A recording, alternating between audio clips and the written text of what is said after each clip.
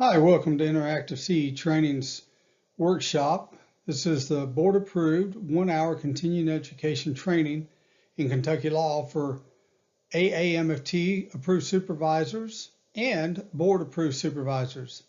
My name is Tony Watkins. I'll be with you over the next couple of hours.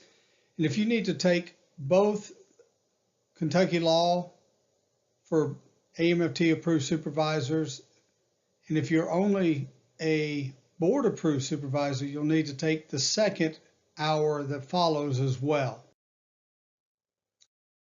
So at the conclusion of the workshop, you'll be required to complete a post-test. Until you pass it, you have several opportunities to pass the test. And once you pass the post-test, you'll be prompted to complete your evaluation on the workshop. And then you can print your CE certificate, or you can save it to files in your computer. So let's start with what you know. I'm going to ask you 7 questions just to get you thinking on Kentucky law, because maybe this isn't something you think about every day, but it's very important for those who provide supervision. I'm going to ask you 7 questions regarding regulations. You can write down the answers, or you can just answer them in your mind. A marriage and family therapist associate may have business cards and a letterhead if it is clearly stated that he or she is an associate. He or she shall also not represent or present themselves or imply in any way that they're licensed to practice as a marriage and family therapist. Is that true or false? Marriage and family therapist associate can go into private practice. True or false? Marriage and family therapist associate can be supervised by a licensed clinical social worker, an LPC, or a psychologist. What do you think? An MFT associate must have a minimum of 25% of the required hours of supervision be either co-therapy with their supervisor, digital recording of the supervisee's work that you go over with them in supervision, or live observation by your supervisor. Number 5, a marriage and family therapist associate can have no more than 2 clinical supervisors throughout his or her time as an associate. Number 6, an associate must average a minimum of 8 hours per month of supervision during his or her 2-year qualifying period. And number 7, an associate must complete 15 hours of board-approved continuing educations per year. Now, I don't have this next question in my slides, but it did occur to me after I completed building my slide deck. I'm just going to ask you one more question. An associate, marriage and family therapist associate licensed in Kentucky, must complete their associate status. That means completing their 200 hours of client contact time, their 200 hours of supervision. They must complete their qualifying requirements to become licensed within 5 years. Is that true or false? So we're going to look at these one at a time, and the first question is true. Associates can have business cards and letterheads as long as it's clearly stated that they're an associate. The best way to do this and what the board looks for, at least when I was on the board, and according to the statutes, is that they must spell out marriage and family therapist associate. They should never identify themselves as MFTA. And the reason for that is in many states, MFTA means marriage and family therapist advanced. So business cards and letterheads in a previous board a couple of years ago included signing their notes. Associates must spell out marriage and family therapist associate. An associate can go into private practice, absolutely. I've known several associates who went into private practice. I went into private practice as a marriage and family therapist associate. I was in a small community, and with my full-time job that I was doing as I was working toward hours to become independently licensed, going into private practice made sense for me. We'll talk a little bit more about what that may mean for supervisors when we get a little bit further in the training. A marriage and family therapist associate can be supervised by a licensed clinical social worker, an LPC, or psychologist. That's true, but it's only under a temporary condition. We'll talk about that regulation in a little bit. Marriage and family therapists must have a minimum of 25% of the required hours of supervision either be live, co-therapy, or recordings of the work that they're doing that they share during supervision. For many of you who have done live supervision groups, perhaps in your graduate work or postgraduate work, you're familiar with this process. So the use of raw data, the regulations say, the use of raw data in supervision sessions must constitute or shall constitute a minimum of 50 hours of the 200 hours required of supervision. So that's 25%. So that question, the answer is true. An associate can have no more than 2 clinical supervisors. Now, there's nowhere in the regs that limit the number of supervisors that they may have. I'll talk a little bit more about this as we get deeper in the training, some things that you may want to look out for. An associate must average a minimum of 8 hours per month of supervision during their 2-year qualifying period. No, the regs read that supervision shall be equally distributed through the qualifying period and average at least 4 hours per month. Number 7, associates must complete 15 hours of board-approved continuing education each year.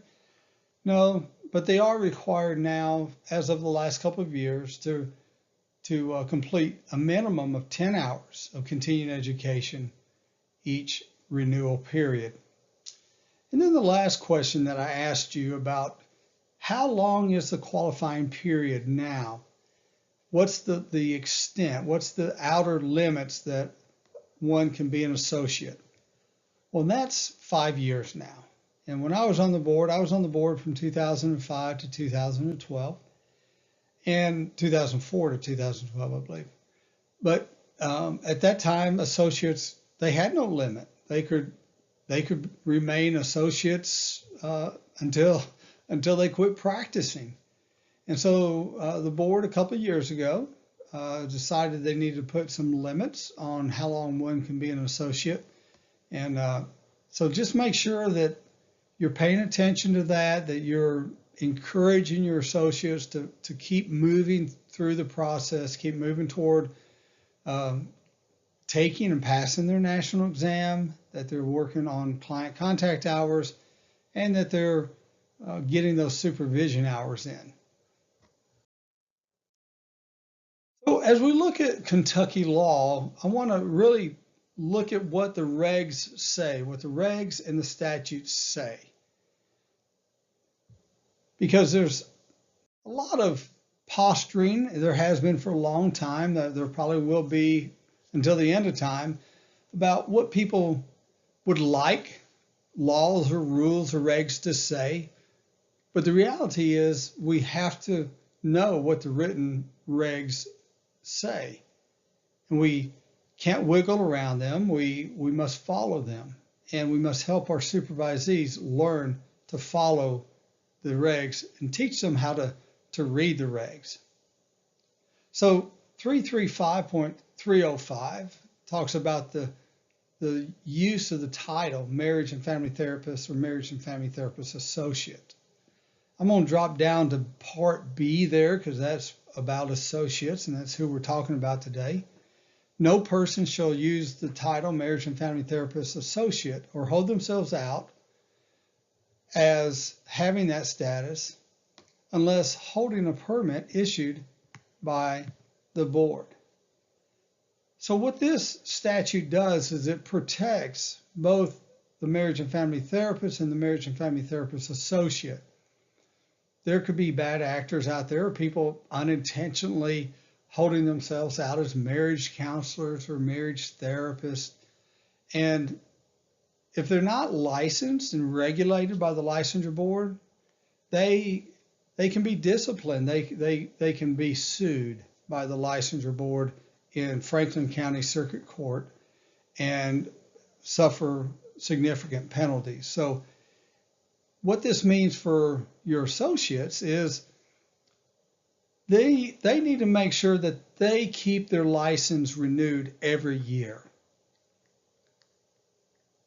Don't wait till, if the renewal date's January 30th, don't wait till January 28th to renew your license. It's all done through automation now at the website. There's a renewal port there for you to renew your license, but just make sure they're not waiting to the last minute. Duties of the board, well, they have the authority to promulgate administrative regulations. That means they can write new regulations anytime that they see the need to. 335.325 spells out what the board is empowered to do and what the board is restricted to do. The licensure board is not a bunch of police out looking to bust wrongdoers. The board is empowered and assembled by the governor to work at the governor's request to provide protection to the citizens of Kentucky. The board is not in place to protect licensees. But I can tell you this, that if you will follow the statutes and the regulations, know what they are, and work within the parameters of those regulations, you'll protect yourself. I do a lot of teaching on risk management for professionals. One of the greatest places to begin with risk management is to know the regulations, know the law that governs your license. Kentucky law pertaining to board-approved supervision. Here we move into regulations, Kentucky administrative regulations. Here we see is 201 KER 32035. This is a regulation that speaks specifically to the supervision of marriage and family therapist associates. I'll provide a hot link there for you, and you can click on that or copy that into your browser. My encouragement to you is that you visit the board site regularly. It's mft.ky.gov, and it's in my browser, and if I type in MF, it automatically pulls up and I can go there. I don't live in Kentucky anymore. I'm not licensed there anymore. But because of the trainings that IST does, I'm a regular visit to the board site. I regularly look at the notes from the previous board meetings. I want to make sure I know what's going on in Kentucky. And you, as being licensed in Kentucky, I would encourage you even more than me to be familiar with the website and visit their office. So Section 1 of this KER begins with some definitions. It defines what group supervision is. It's 3 to 6 supervisees with a supervisor. Individual supervision is 1 to 2 supervisees with a supervisor. A qualified mental health professional is a licensed marriage and family therapist, a licensed psychologist, a licensed psychiatrist, licensed professional clinical counselor, or a licensed clinical social worker. And in Kentucky, that's a significant title. And if you're not sure what a qualified mental health professional means to you as a licensed mental health professional in Kentucky, I would encourage you just to Google it, look that up, know what that means. And then raw data means video recorded sessions, live observation, or co-therapy with a board-approved supervisor. Are you having your supervisees bring in recordings of the sessions that they're doing so they can make sure that they're meeting the raw data requirements. Again, that's 50 hours of the 200 hours has to be raw data. I don't know many supervisors who can arrange to do co-therapy with their supervisees, but that's certainly one way to get raw data. Hopefully there's a lot of supervisors who are doing supervision groups. Even in my practice here in Alabama, I do supervision group once a month. And so that's a wonderful learning opportunity for your folks. And it's also opportunity for your supervisees to get raw data. So the next section looks at what are the qualifications for a board-approved supervisor. How do you get that status? Hopefully you are a board-approved supervisor, or if not, I don't know why you're taking this workshop, but we're going to go over how to achieve that status. First, you can be an AMFT approved supervisor in good standing. What that means is that every 5 years, once you become an AMFT approved supervisor, you're renewing your status by attending the required 5-hour renewal training. That can be done at an annual conference. It can be done online now. There's several ways that can be achieved. Another way to become to be a board-approved supervisor is to be an AMFT supervisor in training. This means that you're under the mentoring supervision of a board or an AMFT supervisor. Supervisors in training have the same status as does an AMFT approved supervisor, because you're under that supervision of an AMFT approved supervisor, given extra guidance. So I supervise folks in Kentucky who are in supervision training to be an AMFT approved supervisor. So I staff with them things that concerns with their supervisees that they bring. A third way to qualify as a board approved supervisor is to be licensed in Kentucky and be in good standing. It means you don't have any complaints against you. There's no discipline actions against you. Your license is up to date. But you have to have a minimum of 5 years experience as a marriage and family therapist. Your associate time does not count in this to meet this qualification.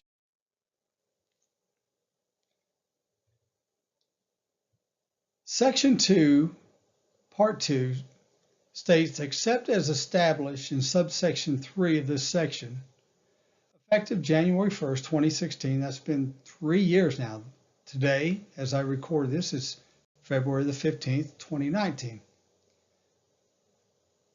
A board-approved supervisor, again, goes through the things that I just walked you through. But I want to point out this difference. As of January 1st, you have to be licensed in Kentucky.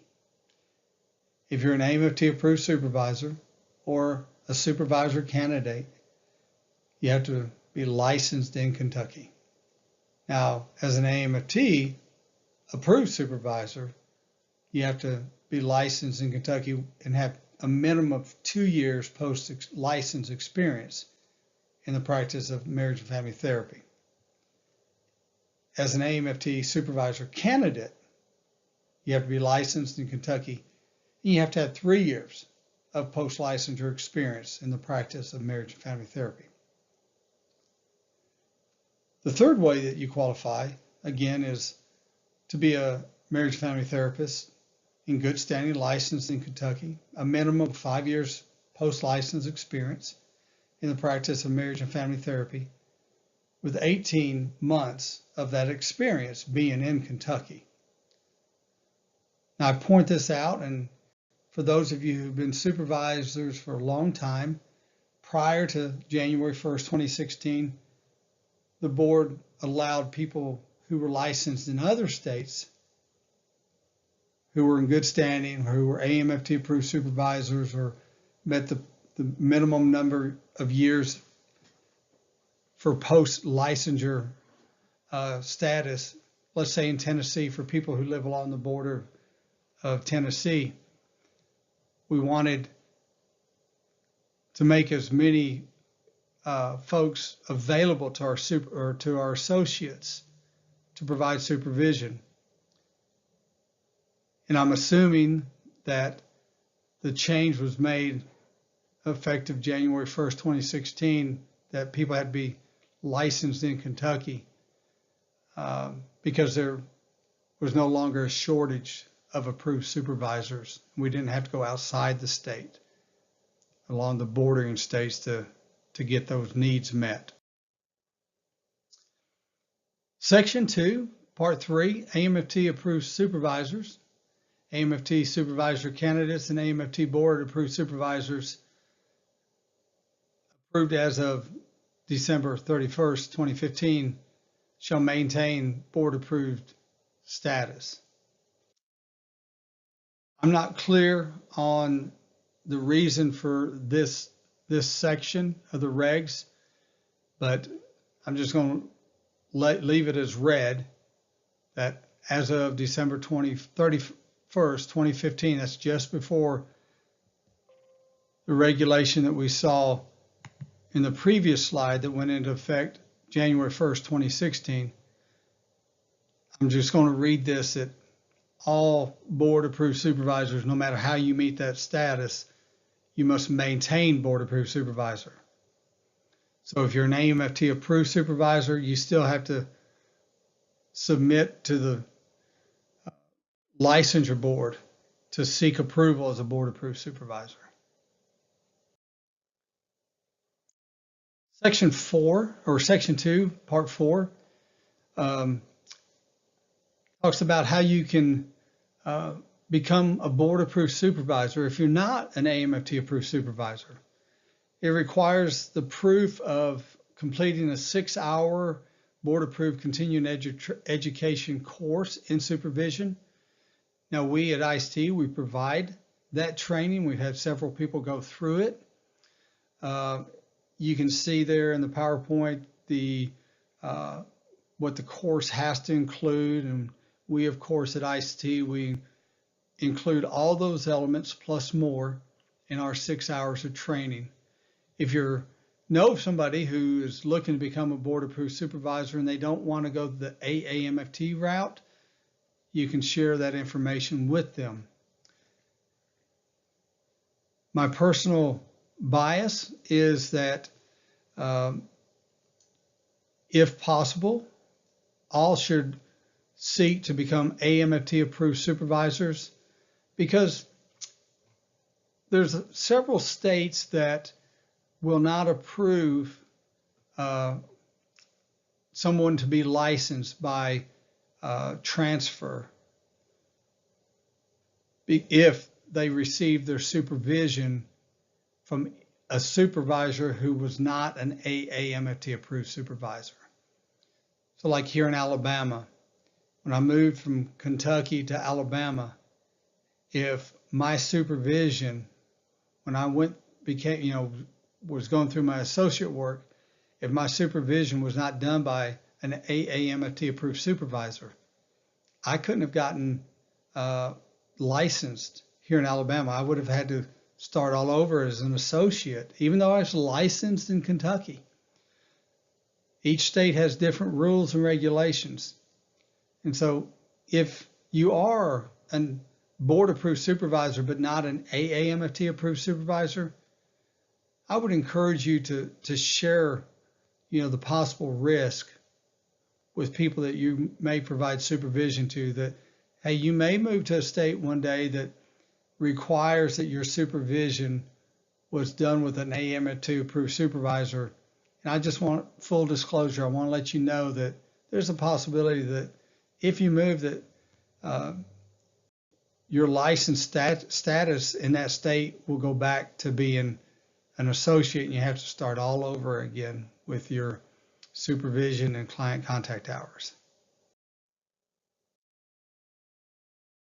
Section 2, Part 5, to maintain board-approved supervisor status, the non-AMFT approved supervisor has to complete 2 hours of continuing education every year. Now that initial 6 hours in that 6-hour supervision course, it does not count toward your annual CE requirements of 15 hours per year. So you have to do those 6 hours on top of your 15 hours. But the 2 hours every subsequent year to maintain your status does count toward those 15 hours of required continuing education units every year. So this hour that you're watching now, and if you stay for the next hour, these meet the requirements of this regulation. Part 6, to renew as a board-approved supervisor, an AMFT-approved supervisor or candidate shall complete at least 1 hour of continuing education, and that's the hour that we're completing. It can be online or it can be live. I'll share with you at the end how to get your certificate that you'll need to submit to the board when you are ready to renew your license on an annual basis. So this graph is just a picture graph of the ways to become a board-approved supervisor. I want you to note at the bottom, after initial training, submit CE to the board immediately to become a board-approved supervisor. Follow-up CE submitted with annual license renewal. Now that's changed in the last year or so. Used to be that board-approved supervisors submitted their certificates between November 1st and December 1st every year. But the board has changed that, and now you submit your continuing education certificate upon license renewal. So let's talk about clinical supervision. This is section 3 of this KAR. This was one of the pre-test questions.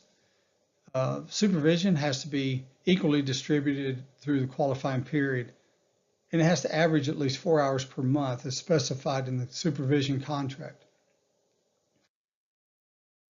So bottom line is we have to do 48 hours, minimum of 48 hours of supervision each year with our supervisees. Things happen, maybe you're out of town for a month, maybe your supervisee's sick, whatever happens. Just because you're not able to meet for that month doesn't mean that you don't have to make up those hours. So make sure that when your supervisee is submitting for another year of renewing their contract, and you send in your letter of affirmation affirming that you're going to continue with the contract that you have with the supervisee, make sure that you've reached your 48 hours. Now, I've known folks who things have happened during the year and they really had to catch up. Perhaps the supervisee was out of work for several weeks or several months, or had to be out of the country for a while, and so they couldn't do supervision. So, they and the supervisor had to get together and make up those hours. Make sure that you're able to submit 48 hours. If you don't, the board can discipline you. I'm not saying they will, but they may discipline you. When I was on the board, we disciplined supervisors and supervisees who grossly underreached or undermet the requirement of supervision hours. Has to be face-to-face direct still at this time in Kentucky. Video conferencing for supervision still is not allowed. My understanding is the board is working on regulations to allow that. But at this point, February the 15th, 2019, it still has to be in the same room, face to face. It can't be remotely or done through any kind of technology. And the supervision has to continue till the supervisee is licensed by the board. Just because your supervisee has gotten their 200 hours in of supervision, done their 100 or 1,000 hours of client contact time, doesn't mean that supervision stops. They have to maintain a minimum or an average of 4 hours per month of supervision until they're licensed by the board.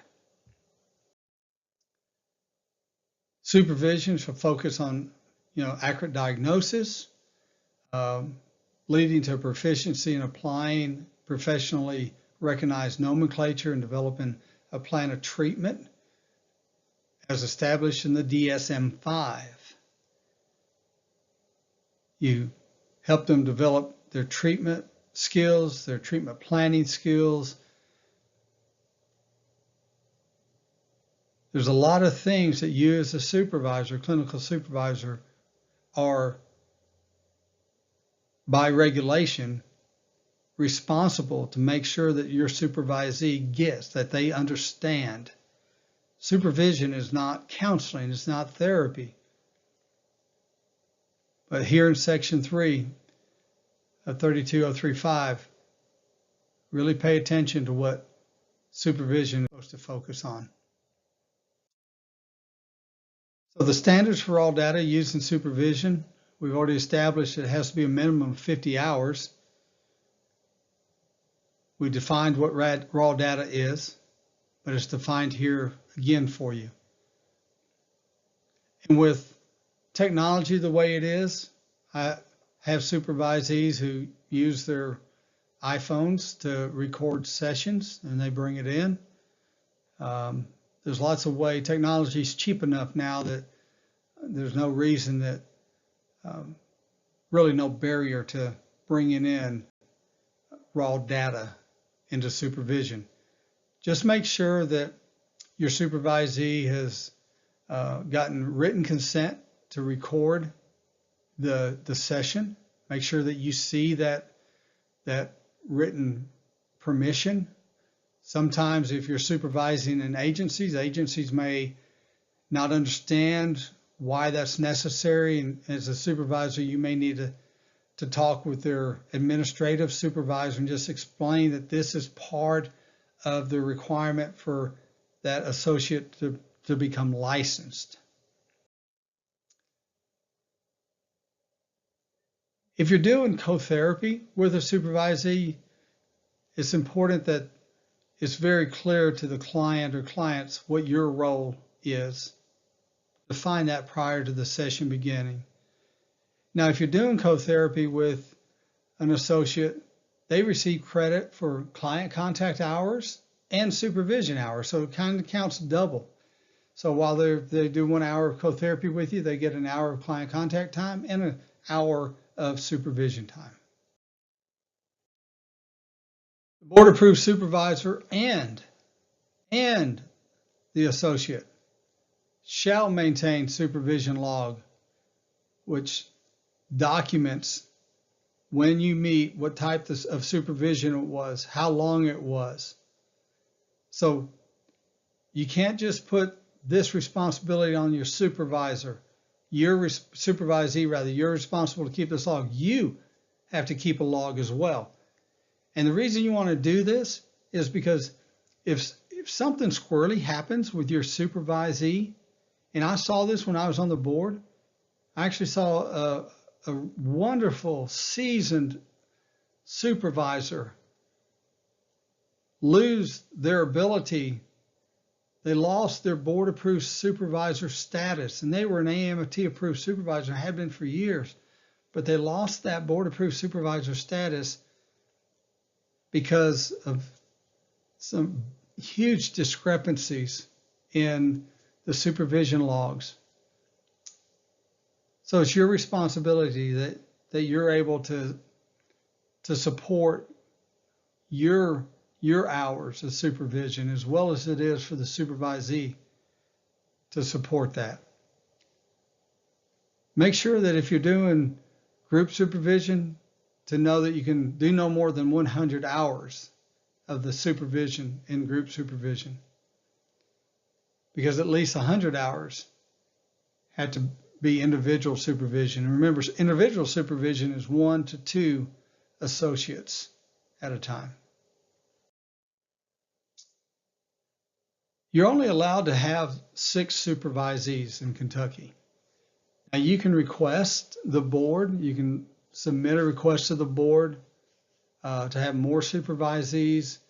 When I was on the board, I know of 2 times that supervisors requested the opportunity to supervise more folks, but the board denied both requests. So I don't know if that's changed, but there are so many more supervisors, board-approved supervisors available across the Commonwealth than there were, when I was on the board.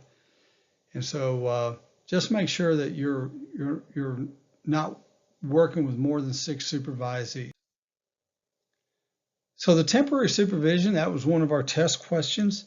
If there's an extenuating circumstance, say I'm a supervisor and something happens, I'm incapacitated or I die, and I'm supervising somebody who works in an agency, but there's not a board-approved supervisor in that agency, but there are licensed qualified mental health professionals, LPCs, social workers, psychologists, who meet the requirements of this regulation, then they can work under their supervision for 90 days while they seek a new board-approved supervisor.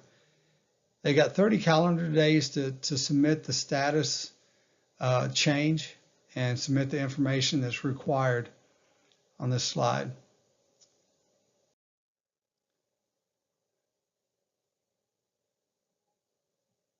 So board, this is really significant. And some people really push back on this. We can push back all we want, but it's law. A board-approved supervisor shall be responsible for fostering the professional competence in the development of the marriage and family therapist associate under his or her supervision. A board-approved supervisor shall be responsible for the compliance of the Code of Ethics established in KR 32050 and take steps to ensure that supervisees comply with the Code of Ethics as well. But come back up to number 1 with me. A board-approved supervisor shall be responsible for ensuring the proper and appropriate delivery of marriage and family therapy services to clients. Huge responsibility. Does this go as far as we're responsible if the supervisee doesn't pass their national exam? I don't believe so. But I believe that comes under the purview of, what are we to do, trying to help develop our associates to be prepared to practice for independent practice, not to be under supervision.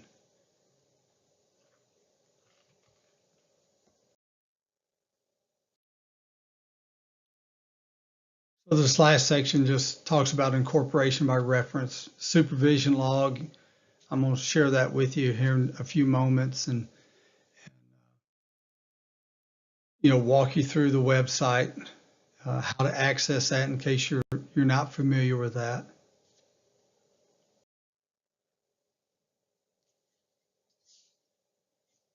So to access the forms for supervision, again, go to mft.ky.gov, move your cursor over the applications and forms box. And along the left-hand side of the page, you'll click on it to access applications and forms that you can print out. The website is a very nice tool. Hasn't always been there, but the board does not the board, but the government organization that the board works with, they're responsible for the administrative duties for the website, and they do a good job of keeping that up. So I took this screenshot yesterday. You can see it's 2/14/2019. If you're not sure that you're on this website as a board approved supervisor, I would just encourage you to go and check it out to make sure that you in fact are listed as a board approved supervisor. You know, the board it works within a system, and sometimes systems don't always operate correctly and effectively. So I know in the past names have been deleted by accident, and you know, if your name's not under there or on the board as a approved supervisor, then you know there may be somebody who's looking for a supervisor, and you're the best supervisor for them, and they're not able to access you. So take a few minutes to check out to make sure you're listed there.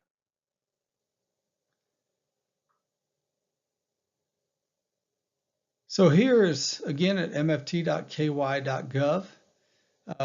You can click on Kentucky Administrative Regulations under the drop-down box, and here you can access everything that is written around regulations.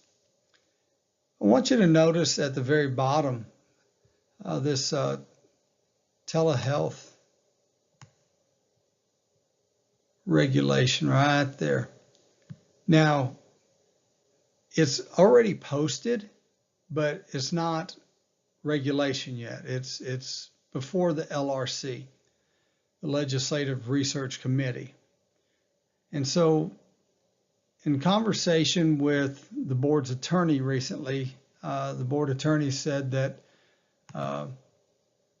probably May or June, these proposed regs will have gone through the Legislative Research Committee, where they make sure that the regs that are being written, that are being promulgated, don't interfere with any other regs that are out there.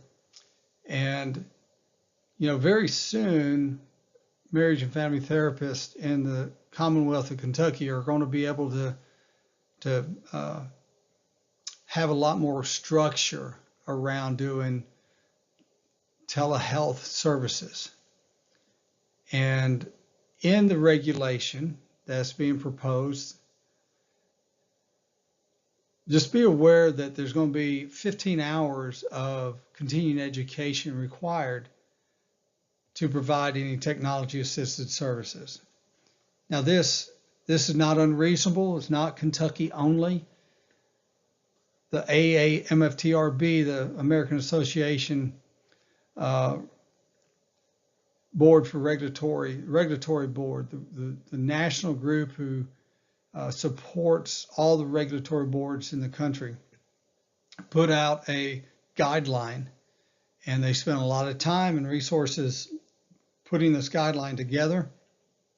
And, you know, state by state is pretty much adopting the AMFTRB guidelines for telehealth services. So there are a lot of things that we need to be aware of. Just because we're great therapists doesn't mean that we're ready to start doing video conferencing or using any other technology. So just be aware that that is coming. If you're viewing this recording later on, probably May or June of 2019 or beyond, that regulation most likely has already been put into effect. Excuse me.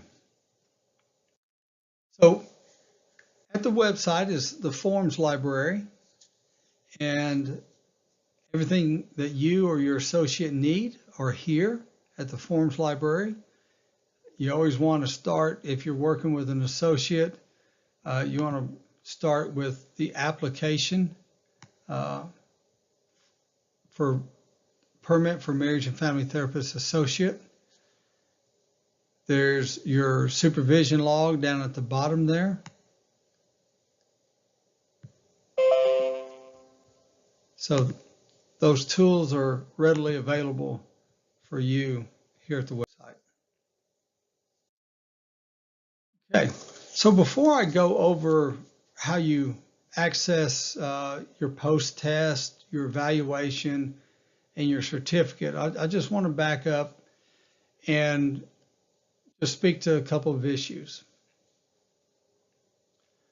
The first is the issue of making sure that the structure you have when doing supervision is consistent. Going back to risk management, you not only have risk management as a clinician, you have risk management as a supervisor. So I would encourage you to have a process in place. Have your forms available. Make sure that you're using the board's supervision logs. I would encourage you to use perhaps a formatted worksheet that you give your supervisee, so when they bring cases to you, they're ready for supervision that day. If you're interested in what I use, feel free to email me. You can reach me at LMFT Lima, or Licensed Marriage and Family Therapist Tony, Tony, at gmail.com. And I'll be happy to share with you the supervision format sheet that my supervisee has to fill out. It doesn't take them but a few minutes, but it really helps them to conceptualize, the case that they're working with. And when they bring that to me, I put that into my file for that supervisee. That helps me, just remember cases that we've discussed. I have a standardized supervision contract that I use with every supervisee. It's standard. It's very clear. I can make changes to it if regulation changes come up. But that's my supervision contract with every supervisee. And you just simply attach that with the supervision contract. And instead of filling out the lines on the third page of the contract that talks about, where's supervision going to happen, what modalities, all those questions, that's clearly delineated in my supervision contract. It was a one-page contract. So that's something you may want to consider, that you have that as a standard part of your practice. Again, the more you standardize your supervision, the more that goes toward risk management, and you can protect yourself and you can protect the supervisee. And you do, I believe, a better job supervising when you have it standardized. You're not just, kind of wink and nodding as you go. Your supervisee knows what to expect. One last help I'll give you, because a lot of you viewing this 1 hour not going to stick around for the second hour because you're AMFT approved supervisors. But there's an instrument that is available to you. It's called the Basic Evaluation Skills Development Tool, BSED. And it was published in the JAMA, I believe, in 1999. And it's still very useful today. It's a good tool. I've used it over the years. Dale Bertram,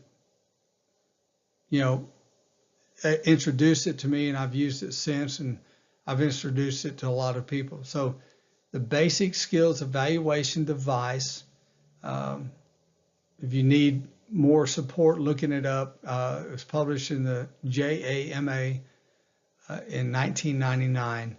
And that's a good tool for you to use with your supervisees. I have my supervisees, evaluate themselves in each of those executive skills that are needed to be increased as they go through their supervision period, to be prepared to provide therapy without supervision.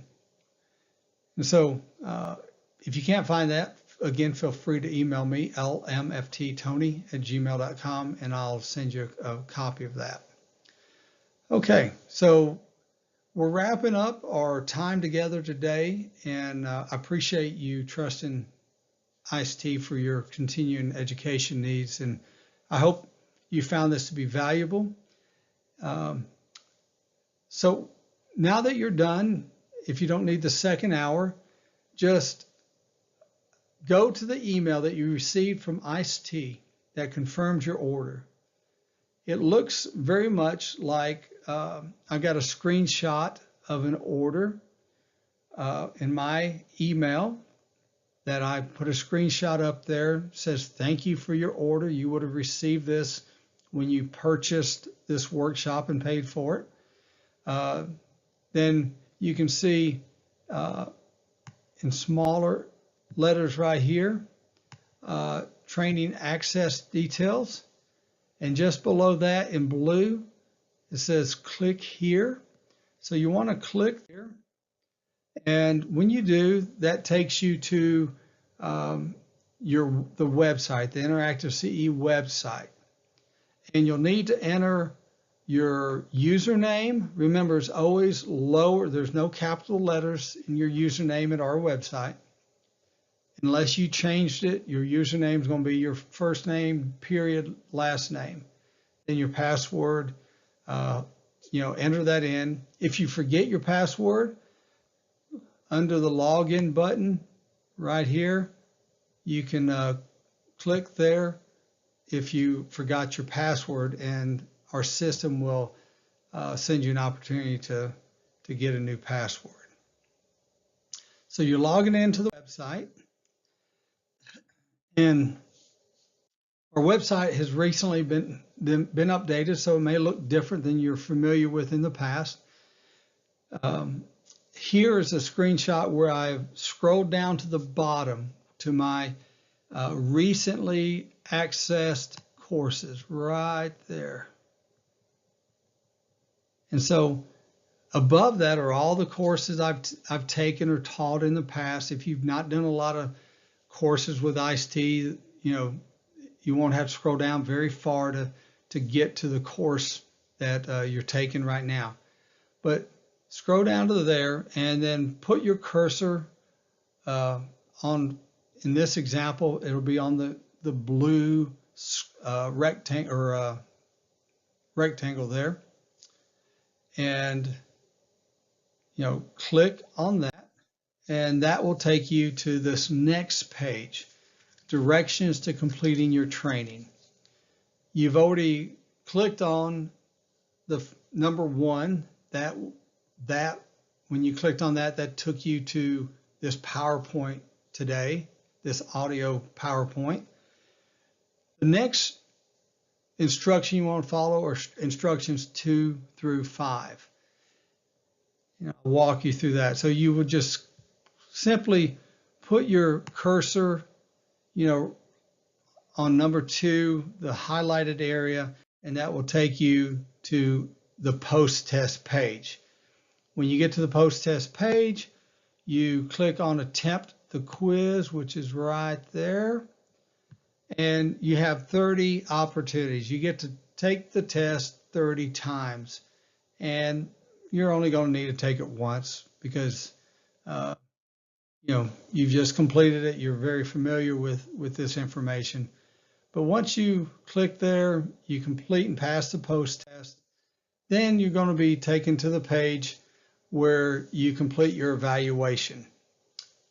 Complete your evaluation, and it's a pretty standard, straightforward evaluation. And once you complete the evaluation, you'll be taken to this page, and this is where you get your certificate. You click on this button here, and you'll be able to print your CE certificate, or you can download it to your computer files, or do both.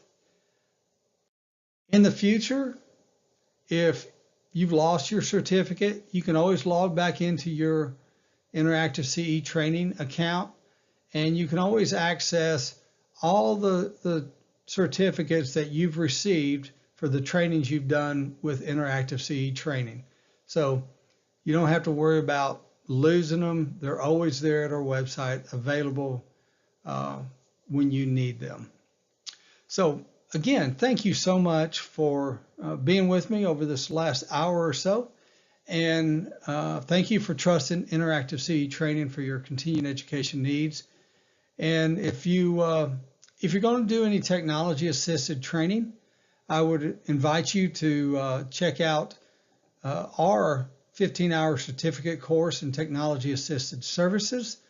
We are currently providing those one day or one time a month. They're a 2-day workshop, 15 hours in the 2 days. Dr. Dale Bertram and I present those 15 hours of training.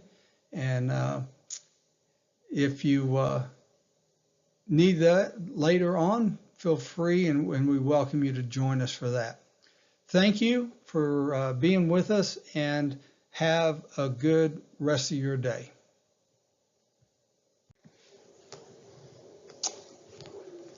Okay, so it's time for the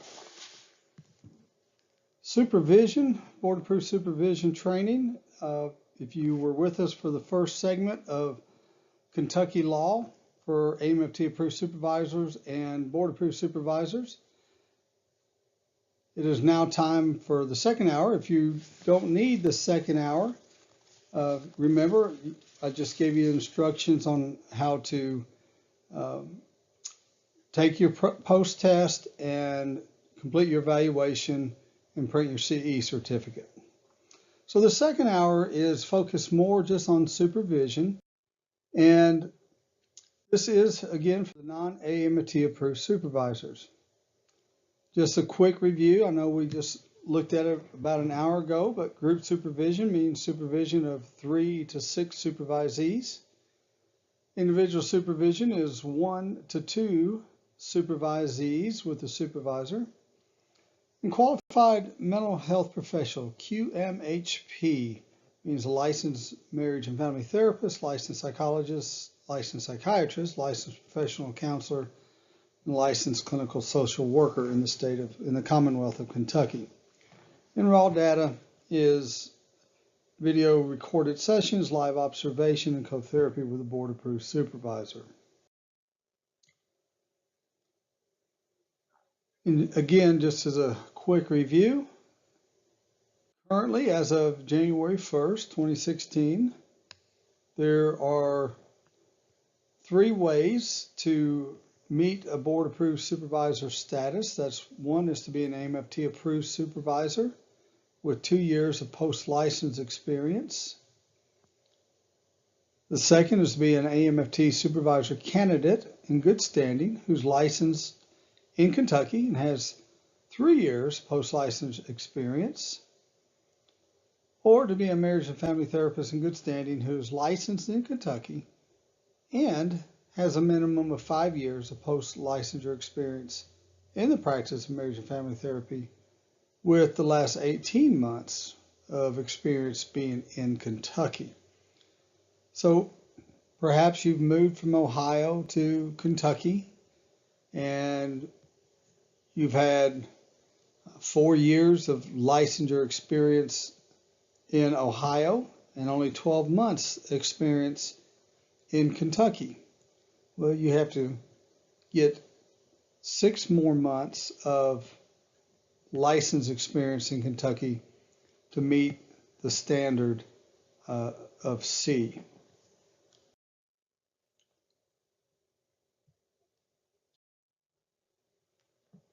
So this part of this workshop in particular is really looking more at the responsibilities and supervision.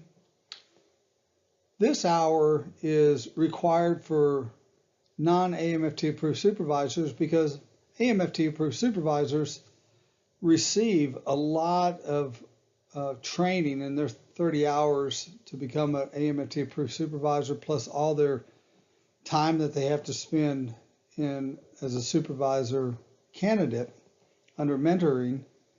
They spend a lot of time really looking at supervision, the responsibilities of a supervisor, the ways that you supervise and what that means. And so this hour is really just as a reminder for non-AMFT proof supervisors of some of the supervision items that maybe you weren't that well acquainted with by just getting the 6-hour course to become a board-approved supervisor.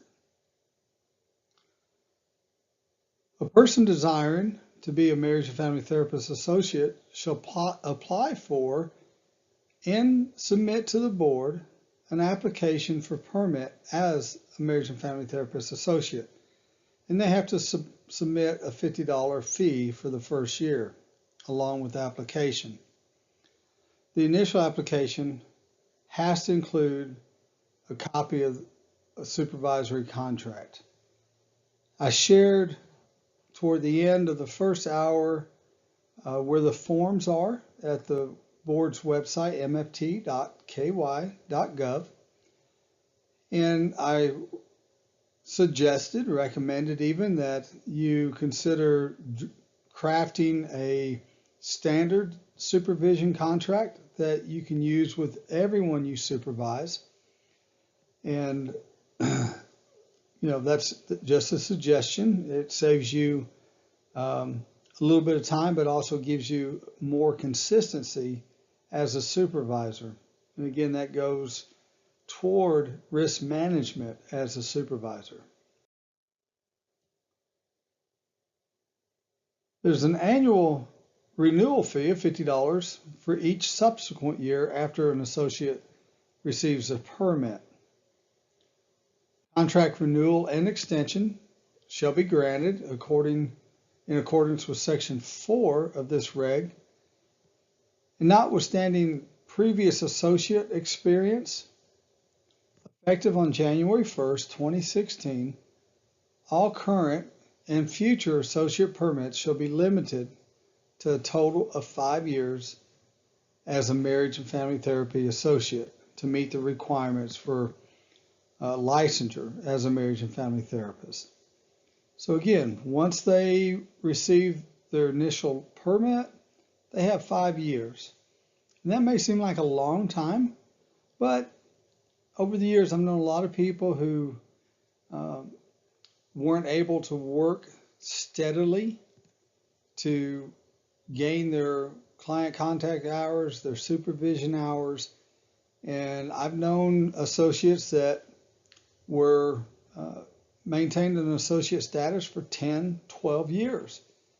And again, for some, getting an independent license really doesn't serve them any additional purpose. It doesn't make them any money.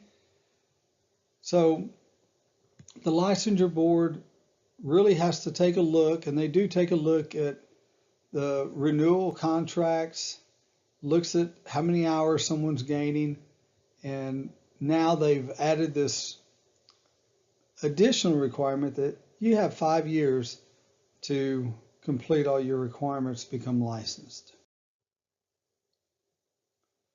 An associate who desires to renew a permit shall fill a completed marriage and family therapist associate permit renewal application.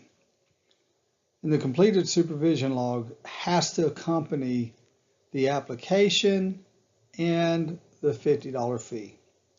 So again, going back to our last hour, supervisors, you are required as a supervisor as well as the supervisee, you're both required to keep your supervision logs. And they have to be the logs that are available by the board, from the board at the website.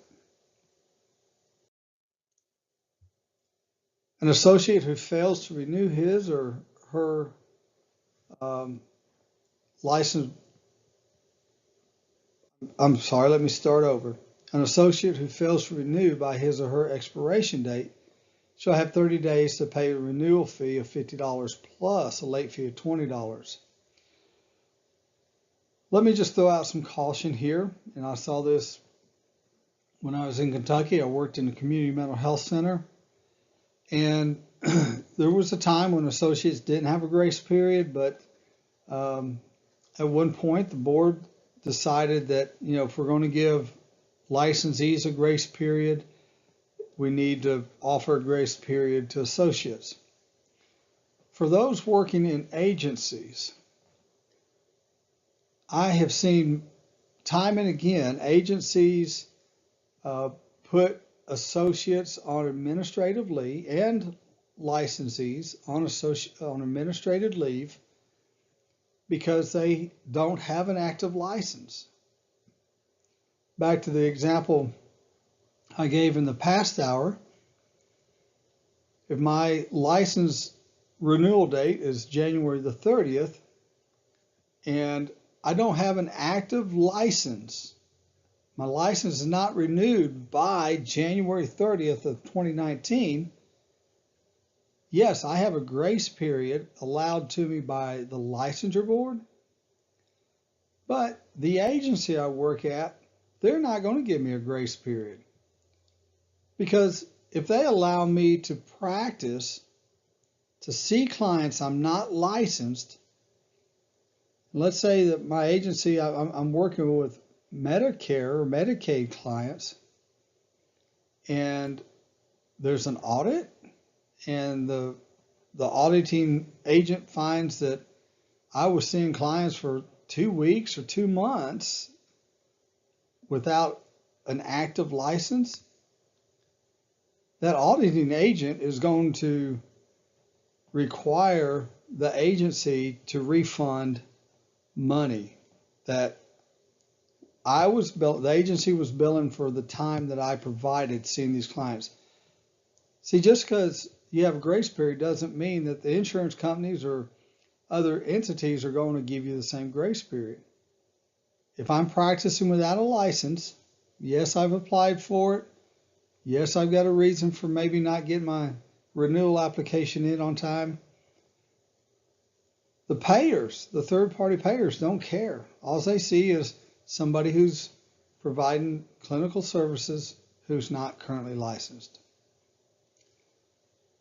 So the fee, either $50 or $70 if it's late, shall be postmarked on or before the end of the 30-day grace period in accordance with the expiration date included on the renewal form. Failure to renew the permit in a timely manner as established in this subsection will result in the termination of the permit. So just let's assume for a moment that you're going to live into that grace period and you forget, or something happens and the renewal application does not get to the board. I believe now in Kentucky everything is done online. So the postmark issue here, I believe, is no longer valid, but the board just hasn't updated this part of the regs. But please just make sure that your supervisees are diligent. Maybe ask them 6 weeks before their renewal date. Encourage them to go ahead and get renewed. Is it your responsibility to make sure that they renew the license? Well, it depends on how you look at what the regulations say regarding you as a supervisor being responsible for their development and their clients. Prior to beginning a course of supervision for the purpose of meeting licensure requirements, a marriage and family therapist associate shall contract with an approved supervisor in writing. Anytime you see the word shall in regulatory language, it means you will. Now, if the word were should, then there's some leeway, but shall equals will. So an associate cannot, graduate from the graduate program and maybe even pass it. Well, they can't take the exam until they become an associate. But they cannot begin to see clients until they have a contract with a supervisor. This can be a hardship in some ways for associates, because a lot of places, they're not going to hire you or give you a guarantee of hire without your permit. So associates can be between a rock and a hard place. I don't have a job yet, so how can I contract with a supervisor? Because my supervision contract states that I have to list where I'm working, what clients I'm working with, what population am I going to be working with. Well, if I don't have a job yet, I can't secure a job because I don't have a permit. Again, I'm kind of between a rock and a hard place. The approved supervisor shall enter into a supervision plan for clinical experience with a person who meets the criteria for becoming a marriage and family therapist associate. Now that's assuming that you choose to provide supervision for that individual. I have interviewed every person I've ever provided supervision for. And I can tell you, I've supervised many more people. I've interviewed with many more people to provide supervision to them than I've agreed to supervise. I'm pretty particular about who I supervise. We each have our own criteria, our own standards, and there have just been some people that I've supervised that I've chose not to supervise because there just seemed to be a lack of seriousness in their pursuit of becoming licensed. So again, you can have your own standards. There's nothing that says just because somebody asks us to supervise them that we have to do it.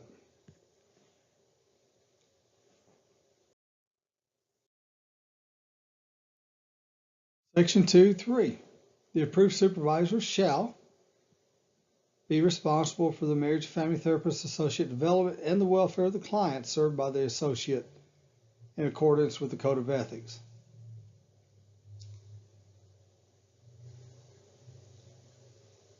I imagine people argue on both sides of this. I've heard arguments on both sides of this.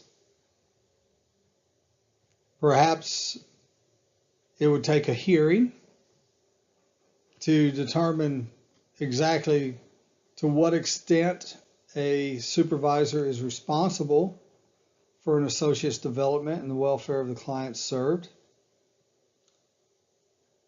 But again, I just want to lift this up, this regulation, because as a supervisor, you are taking on a great deal of responsibility. I want to just pause here for a moment and ask you to consider a couple of scenarios, one in particular. As you're entering into a supervisory contract with a supervisee, let's imagine for a moment that this associate is working for a community mental health center. And in your supervisory contract, you identify that I'm providing supervision for all the clients seen at that the associate sees at the community mental health center. There'll be this population using these treatment modalities, etc. And then your associates, 6 months, 8 months into it, they take on a part-time job. They're doing maybe some weekend work at a residential center. And you don't change your supervisory contract and send it into the board to let the board know that there's a change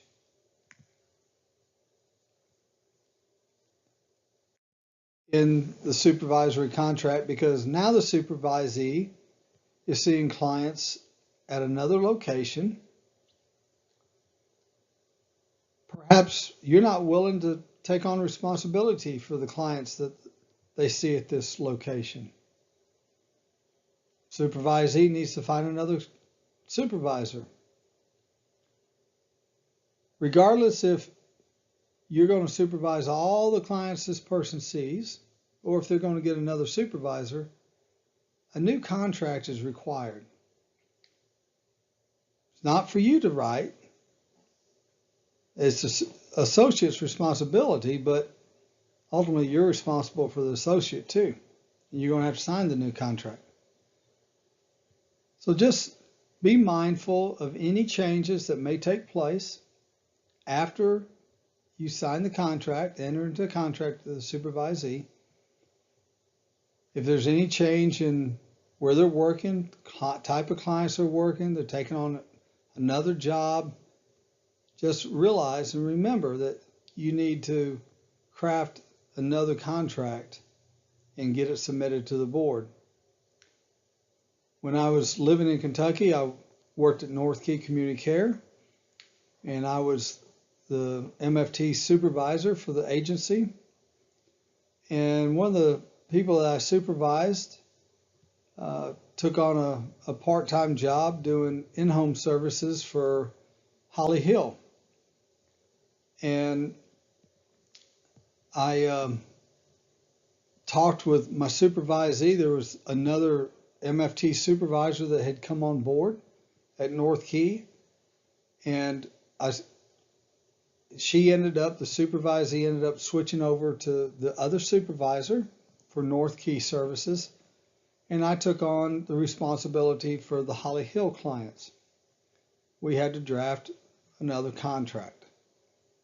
So just, again, risk management, consistency with your supervisees, maintaining as ethical supervision contract and contact with your supervisee as you possibly can.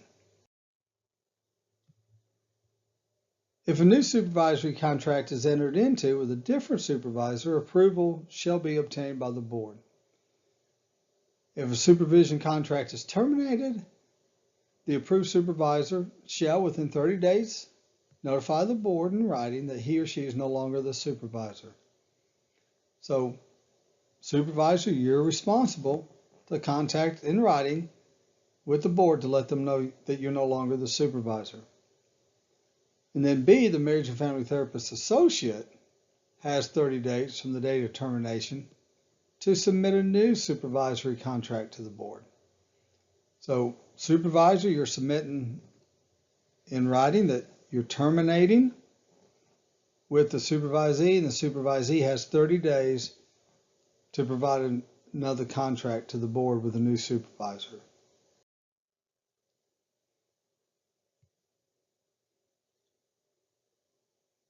Here are the items that a supervisory contract are to contain.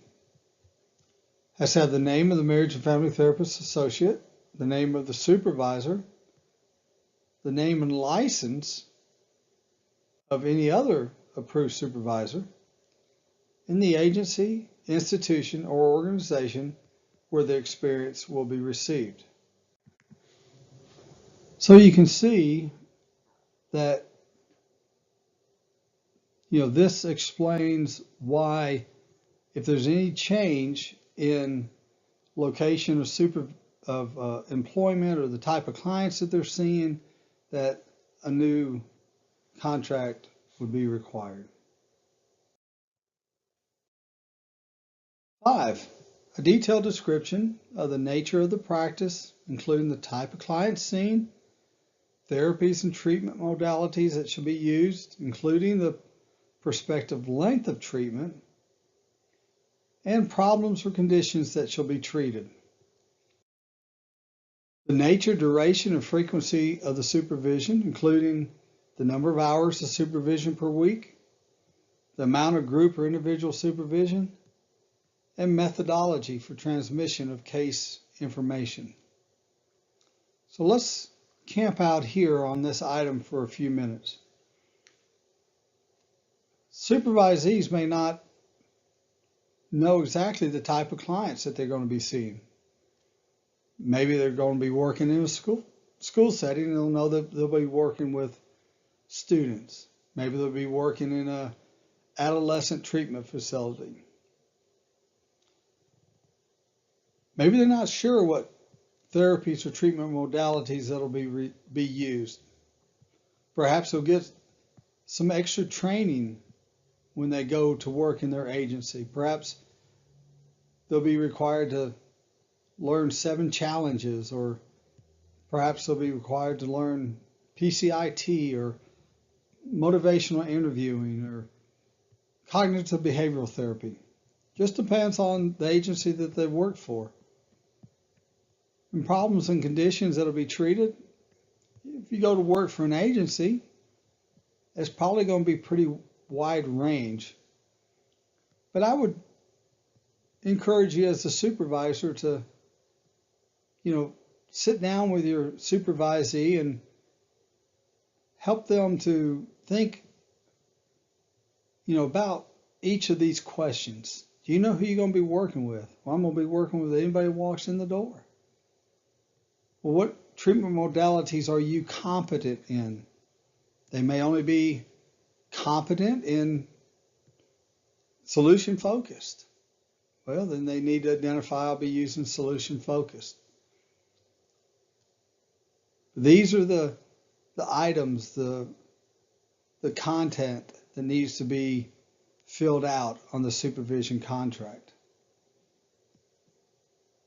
Now, under the nature and duration or frequency of supervision, that should be pretty clear. I know if I were to write a supervision contract with somebody in Kentucky, I would use the language of the regulation itself and simply state that per KR, I believe it's 32035, we will average 4 hours per session, or 4 hours per month,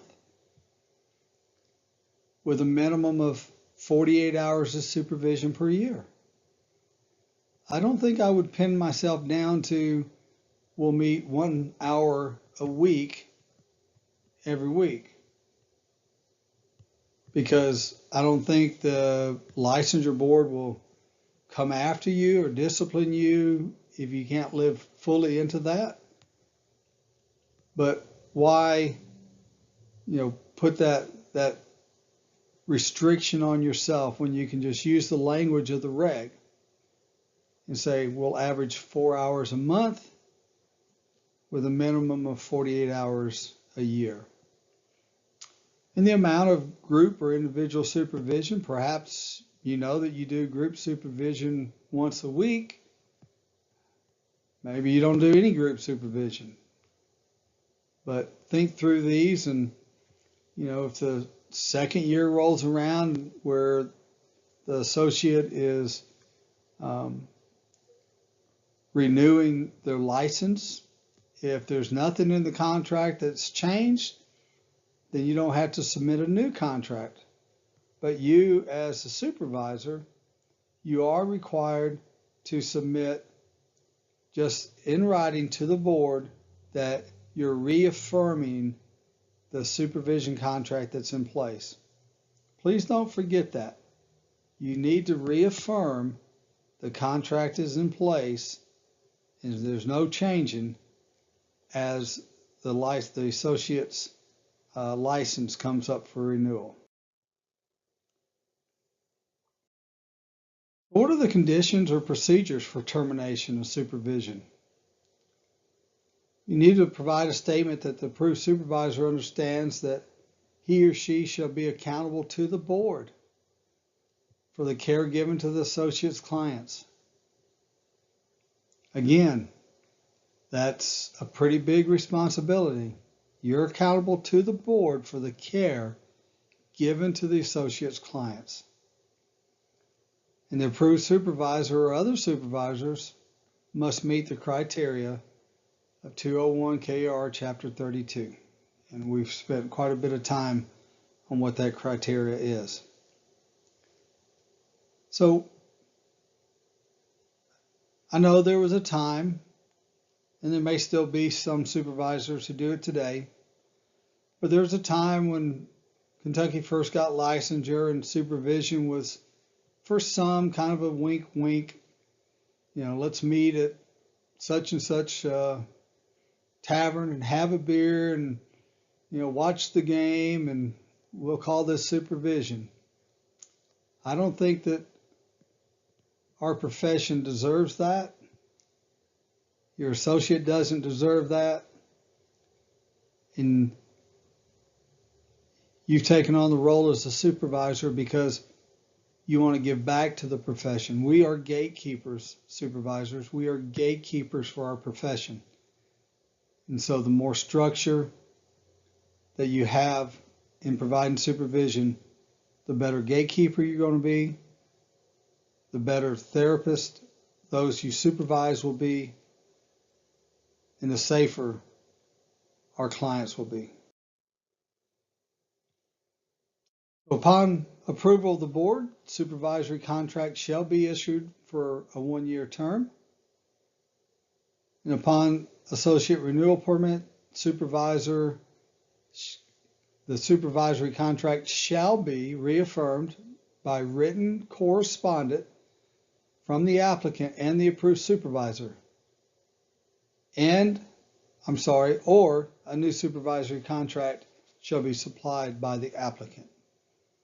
The whole reaffirmation on renewal time is important. If things have changed, just provide a new contract.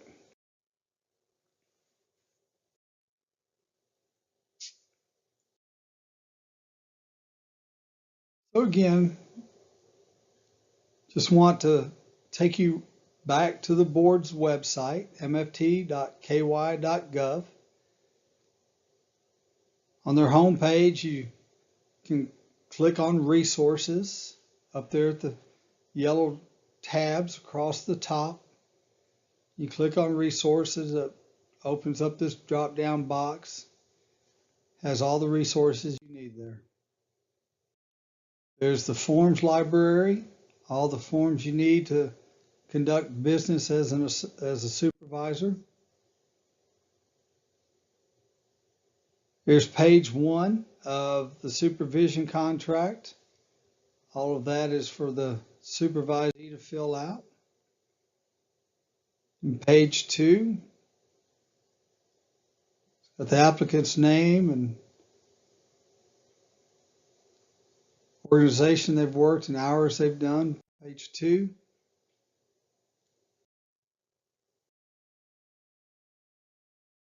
Applicant's affidavit, the signature. So there's easy access to the contract. So I want to spend the last bit of time that we have together looking at the challenges that can come up in supervision. So I want you, just on a piece of paper, write your answer to these questions. When I'm at my best as a supervisor, the following things are happening in supervision. Now I'm going to give you 2 minutes to just write down your thoughts.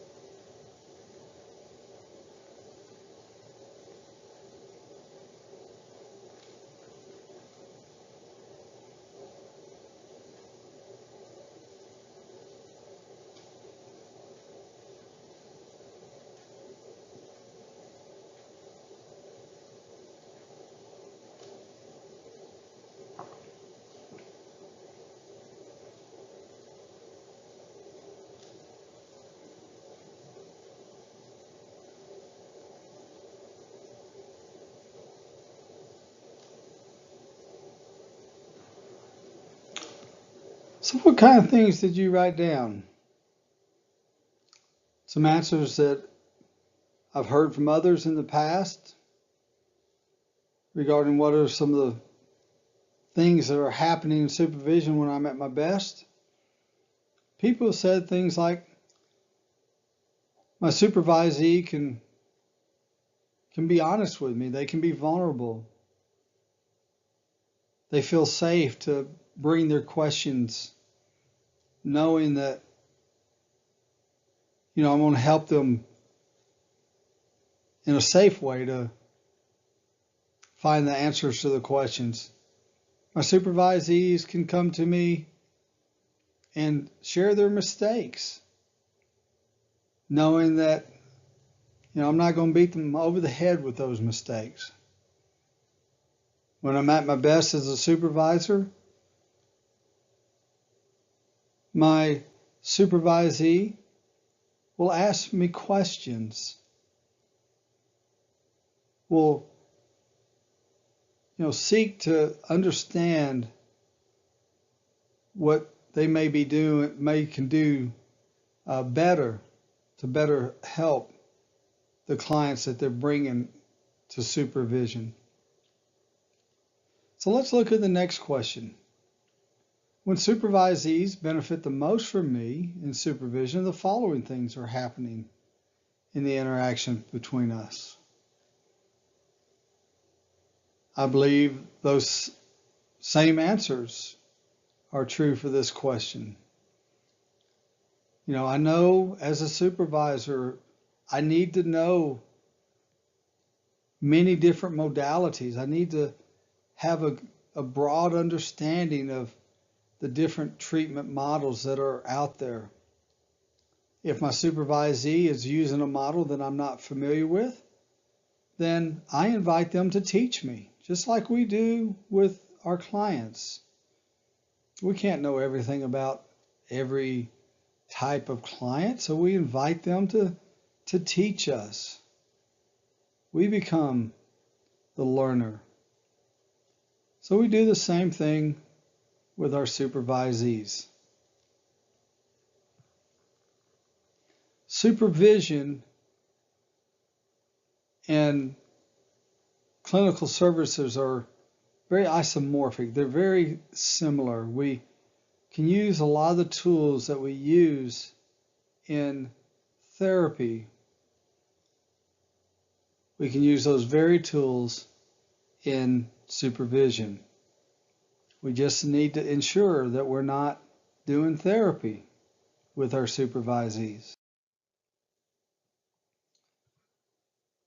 So let's consider some legal and ethical challenges that may come up in supervision. Let's consider those interactional components. We should always work from a model of supervision, just as you work from theoretical models working with clients. Perhaps you're doing couples work and you're trained in EFT and you understand attachment and you understand the 3 phases of EFT. You work with couples that are not contraindicated to utilize that model with. If you're Bowenian, you work from a Bowenian model. If you're Ericksonian, you work from an Ericksonian model, and so on and so on. So work from a model of supervision. I'm a very person-centered therapist. I believe very much that my clients have the answers to what they're seeking in life. They own that. They have that within them. And so my role as a therapist is to help them, mine that truth within them as I guide them and support them and encourage them with the evidence-based models that I use. Same is true with my supervisees. We utilize our best interactional, relational, and systemic skills, those same skills that are helpful in therapy. And make sure that you document things that are going on in therapy. Things that are going on in supervision. My supervision contract, standard contract, spells out very clearly that an associate will not work outside their scope of competency. It also spells out clearly that if they have a client who is suicidal and they're at a higher risk of suicide, that they are to consult with me as immediately as they can. Things like suicide that raise the risk for clients, I really want my supervisees consulting with me at the earliest possible time that they can. But I document those conversations. I document those clients. Again, because I'm responsible. Ultimately, I'm responsible for the clients that my supervisee is seeing.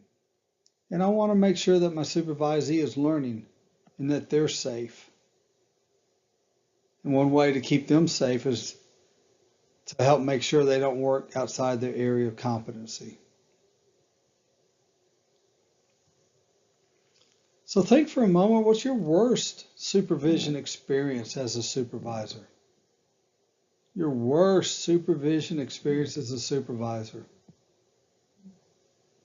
Some answers that I've heard in the past several years that I've been teaching this course. I've heard things like, I had a supervisee who was a very good student, but does not have the social and emotional and interactive skills as a therapist. And sometimes those supervisees can be very difficult to work with because you want them to succeed, you want them to be successful, but they just lack those relational skills that are so vital in the work that we do. Perhaps they know every model there is, inside and out, but emotionally and relationally, they're just not able to connect with people. So how do you deal with these bad experiences as a supervisor? Well, hopefully you're able to handle these worst case scenarios like you would with difficult clients.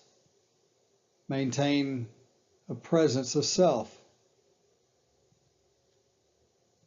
Make sure you're managing your own emotions, that you're not getting caught up in the emotionality of your supervisee. Perhaps the supervisee feels that you're not doing enough to support them. Encourage more conversation around that. Slow things down with them. If they're too emotionally charged in the moment to have a reasonable conversation, it's okay to say, you know what, let's put the rest of today on hold and, let's come back in a day or two and let's decide right now what we want to discuss, what we need to talk about when we come back. And then come back, and may end up you have to terminate your relationship with that supervisee. Perhaps you have a supervisee who's not ethical. You see them taking shortcuts. Perhaps you may have to report a supervisee to the licensure board. Those are things that are difficult to do, but they're part of our responsibility. Issues that come up often could be the difference in age of the supervisee and the trainee. Gender could certainly be an issue between trainee and supervisor. Sexual orientation could be a barrier. Epistemological, spiritual, philosophical differences in worldview could be a barrier. Ethnicity, socioeconomic, and other cultural differences could certainly be a barrier. So I'm not going to share that ethical scenario because we just don't have time today to do that. But if you'd like a copy of the PowerPoint presentation that is available for you in your account at our website, and you can go back and review these anytime you like. If you do find yourself having supervision challenges, if you're an AMFT member, don't forget that you can contact AMFT and get free consultation. It's a great benefit that we pay for and it's underutilized. I encourage you to reference AMFT 2015 Code of Ethics, Ethical Standards. And if you are insured by CPH Insurance, you can contact CPH for 2 free legal consultations per year. That's another avenue you can consult. Seek peer supervision or consultation. Not very often, but often enough, I receive emails or phone calls from folks in Kentucky who have taken my courses over the years, and they ask for my consultation, and I'm happy to offer it. So there's some links for you to go directly to, if you're not sure about something, you need to double check what you're thinking around a regulatory issue or ethical issue. Go straight to the book. Go to these pages that have the ethical codes and the legal regulations. So you've completed the requirement for a board-approved supervisor. You've taken the first hour, Kentucky Law. Now you've completed this second hour for supervisors. Again, you'll need to log, or rather go back to your email that you received from ICE-T when you paid for the course. Again, it looks, here's a screenshot of it. The email will say, thank you for your order. And then under that, where it says click here, you just simply click there, and that'll take you to our Moodle site where all your courses are held, and you log in. Again, if you've forgotten your password, you can click on this line here where it says forgotten password or username. So whether you've forgotten your username and or password, you can click on there and have that sent to you again. That'll take you to your the page that has all your courses on it, and you'll want to click on Kentucky Law for Supervisors and Supervision. Hopefully you've already completed your Kentucky Law post-test, evaluation, and certificate. If not, you can do that now and click on the course that you just completed. That'll redirect you to the directions for the training, and again you'll complete steps 1 through 5. I'm sorry, I apologize. 2 through 5. First will be the post-test. Answer the post-test. You have, I think, 30 tries to pass it successfully. Once you complete this post-test successfully, you'll be redirected to the evaluation, and then after completing the evaluation, you'll be taken to where you can click on the link to get your certificate. Again, we are so honored that you have trusted ICT for your continuing education needs, and I hope that there will be other opportunities for you to take trainings with us, and I hope that you enjoy the rest of your day or the rest of your week or the rest of your weekend. Thank you again. Goodbye.